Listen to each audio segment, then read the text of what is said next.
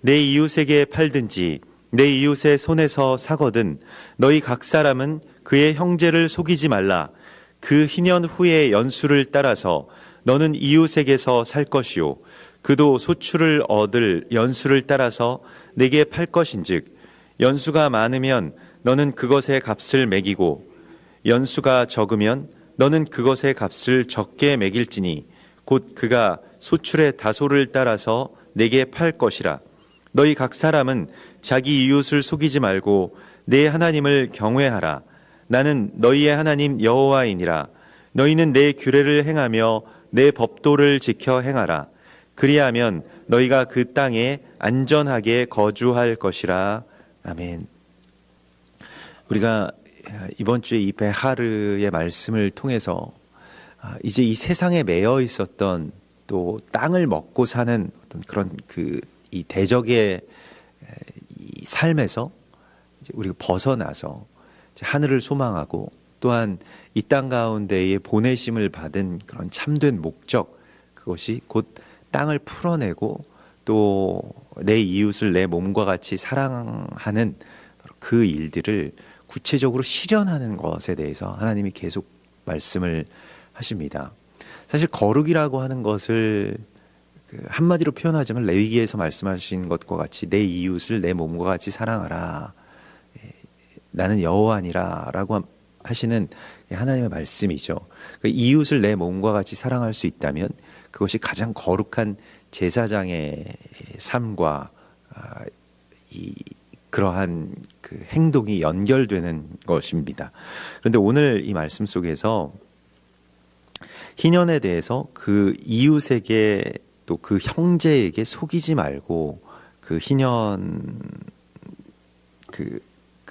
이 희년법 안에서 토지 거래를 하라라고 이렇게 말씀을 하시고 있는 것인데요. 그래서 희년의 연수를 따라서 토지를 사거나 또 토지를 팔아야 된다라고 말씀을 하십니다. 그러니까 모든 토지 매매의 기준이 되는 것이 희년법이다라는 것이죠. 근데 실은 우리가 지금 이 희년법이 실현된 적도 없고 또 한 번도 그것이 오늘날에는 이스라엘 땅에서도 그렇게 완전하게 실현되고 있지 않은 그러한 상황 속에서 이 희년법은 우리에게 어떤 의미를 가지는가, 그냥 완전히 우리의 삶과는 별개의 문제인가라고 하는 것에 대해서 우리가 생각해야 되는데요. 사실 희년법이라고 하는 것은 하나님의 백성들로 하여금 하나님께서 이 땅, 빼앗긴 땅을 다시 되찾아내시는 방식입니다. 그러니까 이 세상의 땅을 하나님의 나라로 다시 되돌리는 것은 희년을 우리가 이 땅 가운데서 선포하는 그 희년의 나팔, 그것을 이제 요벨이라고 하는데요. 그 희년의 나팔을 선포할 자들로 하나님 우리를 부르셨다는 것을 우리가 깨달아야 합니다. 그래서 예수께서 십자가를 지시고 또 그 십자가에서 피를 흘리셨을 때에 그 피값으로 산 것은 놀랍게도 토기장이의 밭이었습니다. 그래서 은 30에 토기장이의 밭을 샀죠. 그리고 그것으로 어떻게 했습니까? 나그네의 묘를 삼았다. 이방인들의 안식처로, 그 묘가 이 예루살렘 안에 있다라고 하는 것은 굉장히 상징적인 또 예언적인 의미를 갖는데요.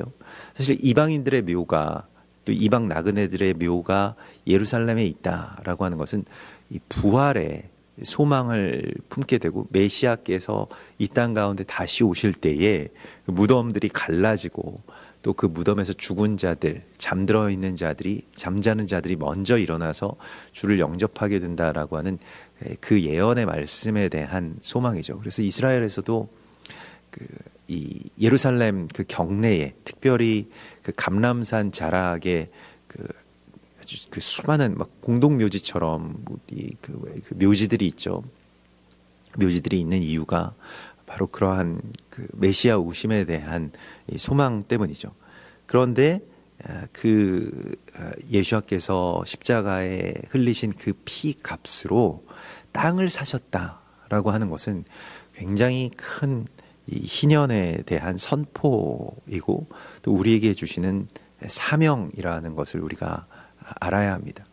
그래서 우리가 이 세상을 살아가는 그 삶 가운데서 어떻게 하나님께서 우리 가운데 약속의 땅을 향해서 우리를 나아가게 해주실 것인데, 이스라엘 백성들의 마지막 사명, 지금까지도 행해지고 있는 그 사명, 그 땅을 회복하는 것, 또 땅을 다시 되찾아서 그 땅으로 각각 자기의 곳으로 하나님께서 정해주신 그 경계 안으로 하나님의 사람들이 들어가게 되는 것, 이것을 하나님이 우리 가운데에 말씀하시고 이것에 대한 위임을 주시는 것을 오늘 우리가 들어야 됩니다. 그래서 실은 토지가 많이 있으신 분들한테는 이 말씀이 또 다른 그 의미로 다가올 수도 있겠습니다만은, 토지가 없는 대부분의 사람들에게 있어서 그냥 자기 살 집과 또 자기 살 땅을 갖고 사는 사람들에게 있어서는 이러한 말씀이 오늘 나의 삶 가운데 어떤 의미를 갖는가라고 하는 것에 대하여서요, 우리가 다시금 생각하게 됩니다. 사도 바울도 사실은 그 빌레몬서에서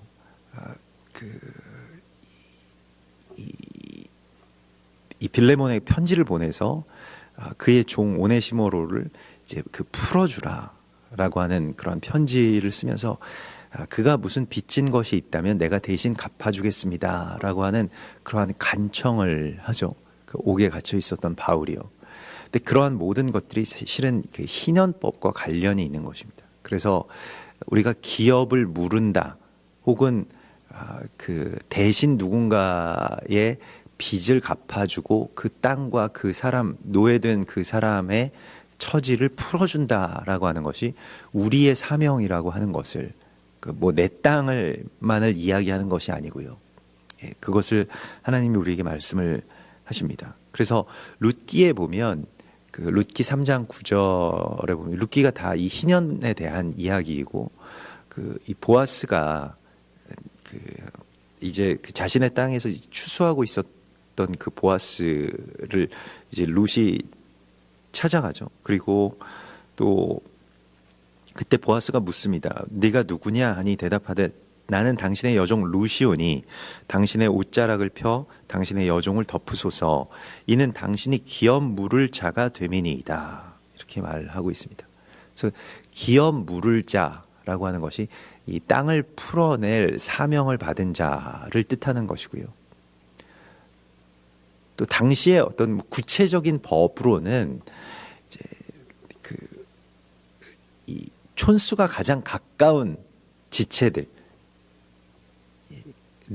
어려움에 빠지게 되면 자신에게 원래 그렇게 있었던 땅을 이제 빼앗기게 됩니다. 저당 잡히게 되고요. 또 그렇게 돼서 땅을 빼앗긴 그것을 다시 되찾아 주어야 될 사명이 기업 물을 자에게 있다라고 그렇게 이 성경이 말씀하시고 그것에 대한 사명을 갖는 것이죠. 그런데 만일 나는 그것을 기업을 물러도 그게 나에게 있어서 너무 손해보는 일이어서 내가 하지 않겠습니다라고 하면 그 신벗김을 당한 자라고 하는 수치를 무릅써야 되고, 그렇게 해서 자신은 그냥 포기하겠다라고 하면 그 다음 먼 친척에게로 그것이 이제 그 사명이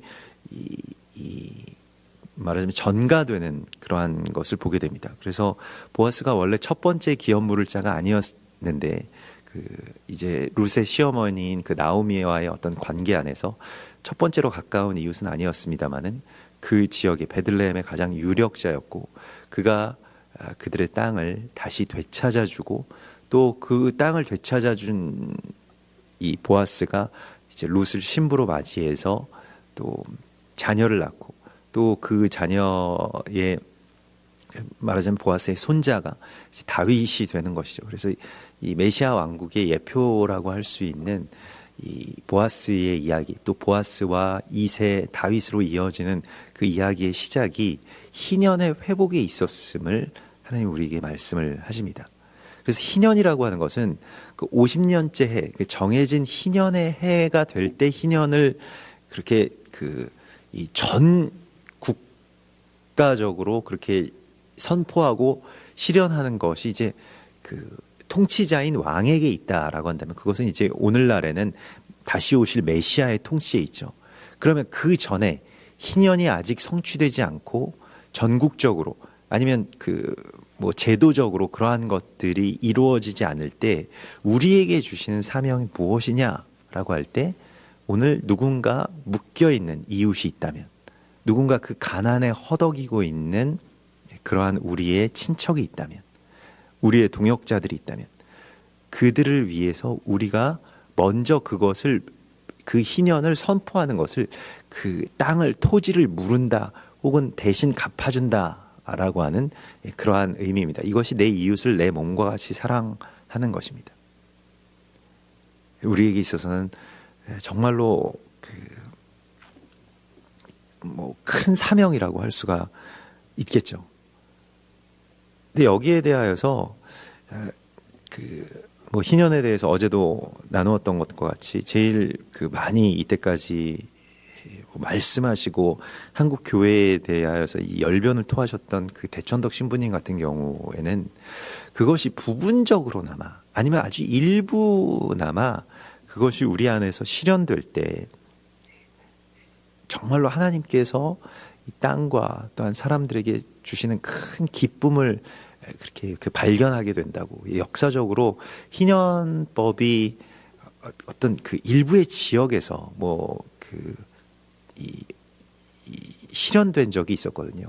그래서 그 예전에 뭐 미국의 아주 오래된 일입니다만은 그 1800년대에 뭐 그 이 필라델피아 지역이라던가 아니면 최근에는 홍콩이 있었고요. 지금 이제 이스라엘이 그 이 토지를 개인이 소유하지 않고 50년째가 되는 해에 다시 국가에게 이렇게 이 귀속하게 되는, 반환하게 되는 뭐 그런 그 임대를, 토지의 임대를 실현하고 있는 그런 나라나 지역이죠. 근데 그러한 일들이 행해지게 되면 그 먼저는 뭐 경제적인 어떤 관점에서는 그 지역에 살아가고 있는 사람들이 이 뭐 어떤 토지나 또 지대의 상승에 대한 부담을 갖지 않게 되기 때문에 굉장히 경제적으로 융성해지는 어떤 결과를 가져오게 되고, 또한 영적으로도 그 땅들이 굉장히 아주 그 좋은 또 굉장히 밝은 그러한 그 지표들을 나타내고 있는 것을 뭐 이 연구자들이 이렇게 밝히고 있습니다. 그래서 뭐 19세기에 그 이 헨리 조지라고 하는 그 희년법의 어떤 대가죠, 원조라고 할 수 있는데, 그의 어떤 그 토지법을 이제 뭐 따라서 이 대한민국에서도 몇 번 이제 그것을 적용하기 위한 시도들을 하고 있습니다만은, 이것은 뭐 전쟁처럼 그 저항이 굉장히 만만치 않죠. 이 토지법, 희년 토지법을 실현한다라고 하는 것은 땅을 가지고 있는 지주, 또 그 이 지주제를 기반으로 해서 자신들의 부를 계속 유지하고 있는 이 시스템 자체가 위협을 받는 것이기 때문에요. 그래서 언제나 사람의 욕망이 이 땅을 풀어주라고 하는 사명을 그 이겨오고 있는 또 그런 현실들을 우리가 이제 보게 됩니다. 뭐 참여정부 시절에 종합부동산세가 도입될 때 거기에 아주 적극적으로 그 일들을 주도했던 분이 이제 경북대학교 이정우 교수님이라고 하는 분이신데, 이분이 이제 이 예수원 출신이죠. 예수원에서 희년법을 공부하셨던 분이고, 뭐 지금도 이 현 정부의 부동산 대책 뭐 자문위원으로 있는 것으로 그렇게 알려지고 있습니다. 그래서 간혹 뭐 이 여당 대표나 아니면 그 토지 관련된 관료들이 인용하는 그 이 말이 있죠.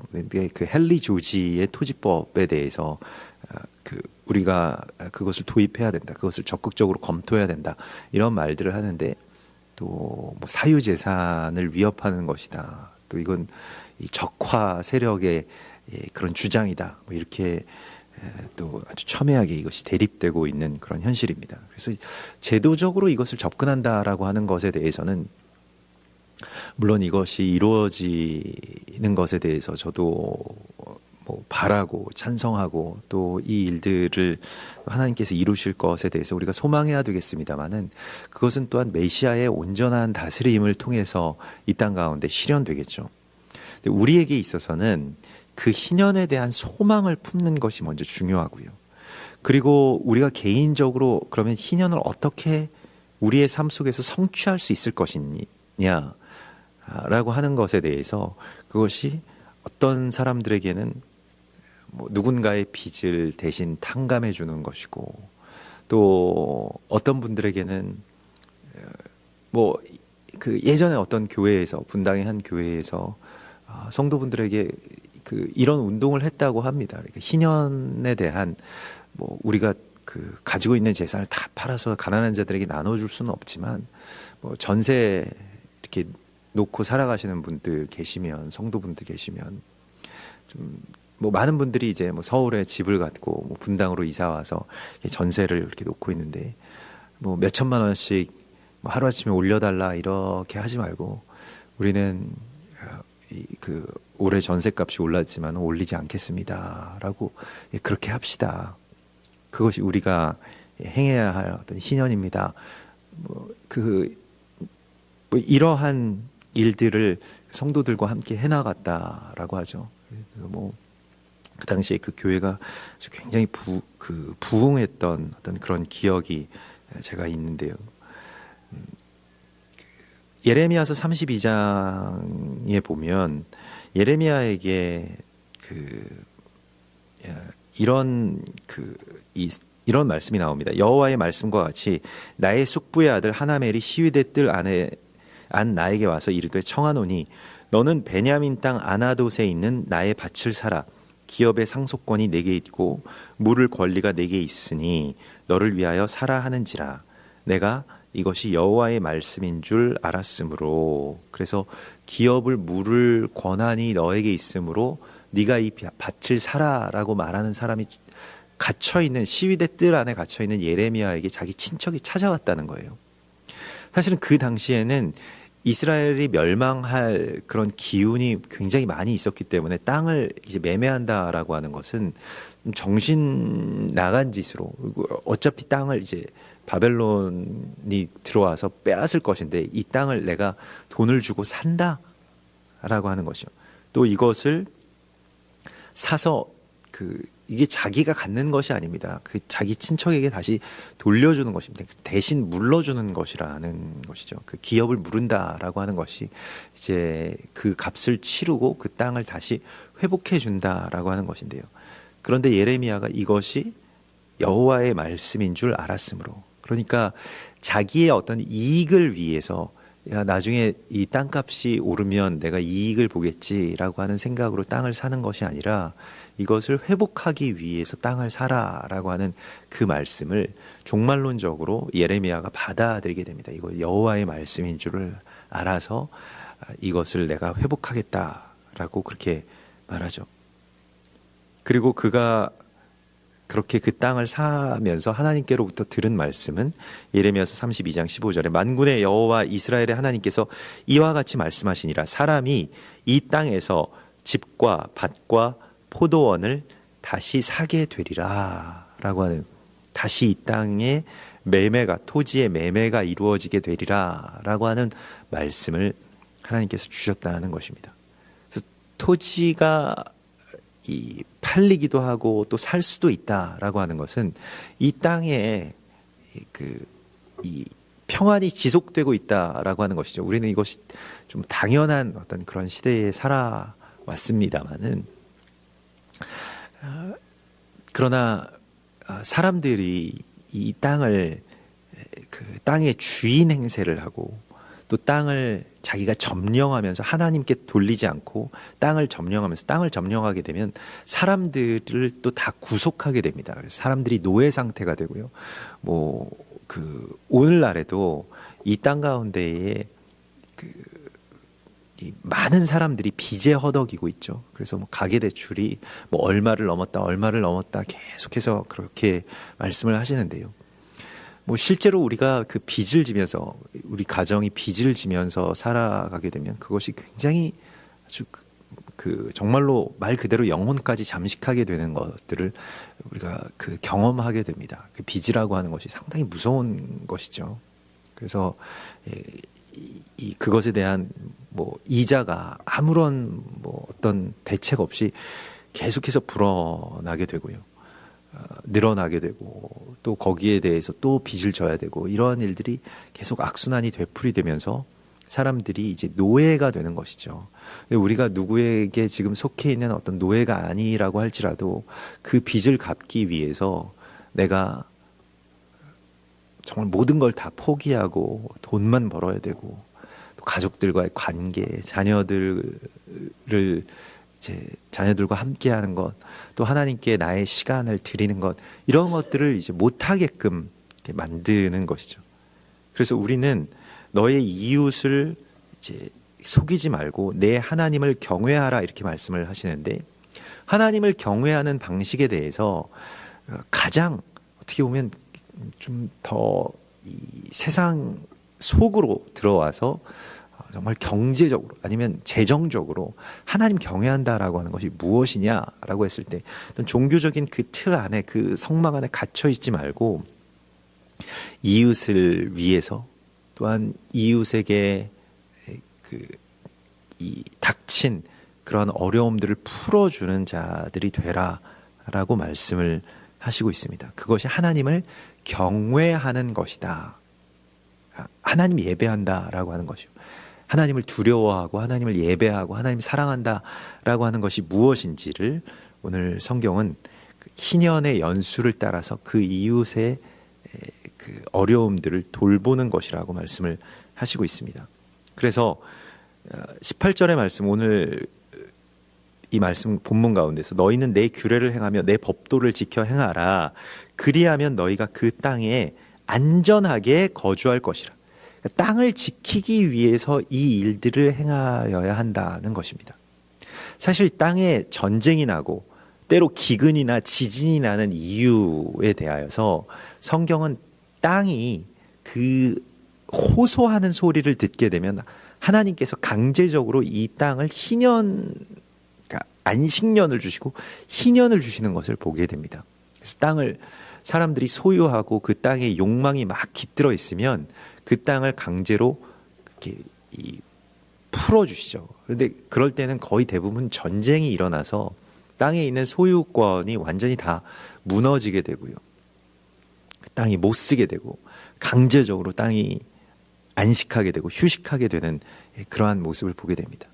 그래서 이러한 일들이 일어나지 않게 하기 위해서 땅을 평안하게 하기 위해서 그 땅에 안전하게 우리가 거주하기 위해서 무엇을 해야 되느냐? 땅을 풀어주는 사람들이 있어야 된다는 것입니다. 이것을 우리의 각자의 어떤 삶 가운데서 또 나의 사명 안에서 이 일들을 어떻게 행할 것이냐라고 하는 것의 출발점은 이제 내 이웃을 내 몸과 같이 사랑하는 그 어떤 작은 일 가운데 있겠죠. 누군가에게 갑자기 땅을 우리가 다시 풀어주고 사주고 이런 일을 당장에 우리가 할 수 없다고 할지라도 나의 삶의 어떤 일부라도 또 나의 재정의 작은 부분이라도 가난한 자들 또 헐벗은 자들 땅이 없고 또 빚을 지고 살 수밖에 없는 그러한 많은 사람들에게 정말로 일부라도 내가 헌금할 수 있다면 또 내가 이것을 어떠한 방식으로라도 그렇게 풀어주고 정말로 오늘 밥 한 끼라도 가족들과 한번 드시지요 라고 그렇게 말할 수 있다면 그것이 우리의 삶 가운데서 작지만 희년의 나팔을 부는 것이라고 성경은 말씀하고 있습니다. 우리가 이와 같이 이 땅에서 묶여있는 자들을 풀어주는 그런 거룩한 희년의 나팔을 불기를 소망합니다. 같이 기도하겠습니다. 하늘에 계신 우리 아버지시여 이름이 거룩히 여김을 받으시오며 나라의 임하옵시며 뜻이 하늘에서 이룬 것 같이 땅에서도 이루어지이다. 오늘날 우리에게 일용할 양식을 주옵시고 우리가 우리에게 죄 지은 자를 사하여 준 것 같이 우리 죄를 사하여 주옵시고 우리를 시험에 들게 하지 마옵시며 다만 악에서 구하옵소서. 대개 나라와 권세와 영광이 아버지께 영원히 있사옵나이다. 아멘.